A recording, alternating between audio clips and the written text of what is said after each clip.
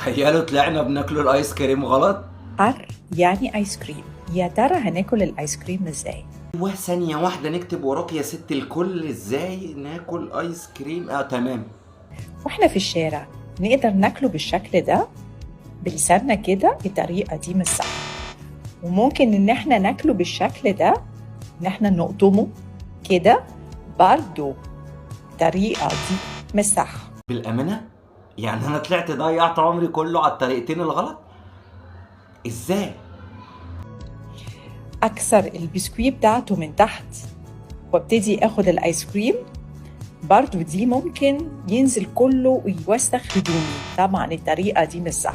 ينفع اكون ماشية في الشارع كده واحنا ماشيين اكل الايس كريم؟ تسيب وفوضى. يعني ايه امشي في الشارع اكل ايس كريم؟ ده ايه الاهمال ده؟ احنا عايشين فين احنا هنا؟ امشي في الشارع واكل ايس كريم ازاي؟ برضو الطريقة دي مش صح. صح، وأنا موجودة في مكاني نطلع المناديل الورقية ونلف بيها الآيس كريم بتاعنا، البسكوتة بتاعتنا، عشان ما ينزلش من تحت على هدومنا. وكمان ممكن نستعمل المعلقة، وهي دي الطريقة الصح لما نكون في الشارع ومع أصحابنا ناكل بالشكل ده، أو لما نكون في بيتنا ناكل بالطريقة اللي تعجبنا. وهي دي الطريقة الصح لأكل الآيس كريم.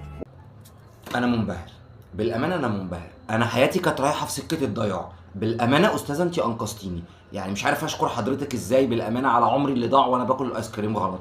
انا شكرا. وألف هنا.